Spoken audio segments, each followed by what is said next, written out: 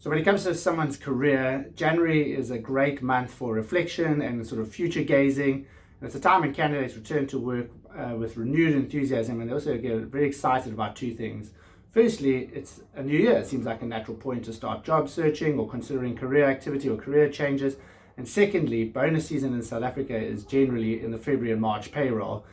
These are two great things to get excited about, and this is an exciting moment for both job seekers and for employers. I'm sure there's many outstanding individuals who return to work and they're very happy with their current jobs and they don't consider any moves and they just carry on as normal.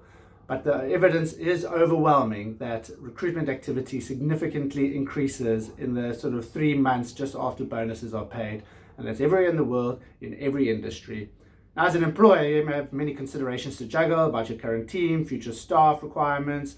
Will any of our analysts leave? Have we got any key man risk perhaps in our quants team? What's happening in our sales team? Do we need to reinforce that a little bit?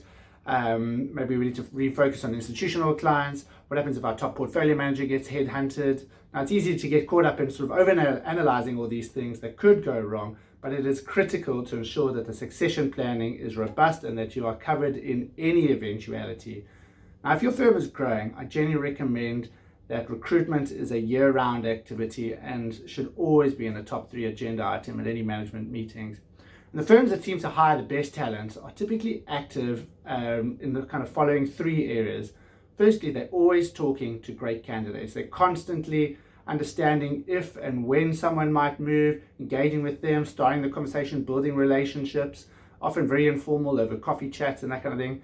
Secondly, consulting with recruiters to understand the market movements and general insight into cyclical demands, brand perception by the industry's top talent of your firm.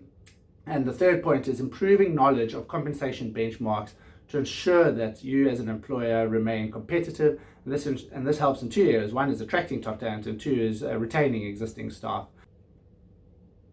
Now, in 14 years of recruitment, I've consistently seen this 3-month window after bonus season as a business in terms of new job activity and new mandates that we pick up. And there's such a war for talent. I can't emphasize that enough. I emphasize it in all my videos and all my client meetings, that this war for talent is intense and it's intensifying as well.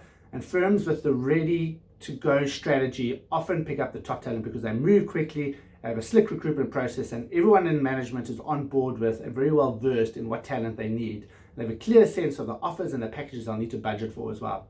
January and February and March is a prime time to set goals for your company, but make sure to include recruitment strategy as part of that. Remember that the process is typically 3 to 6 months generally, and getting the timing right is very difficult.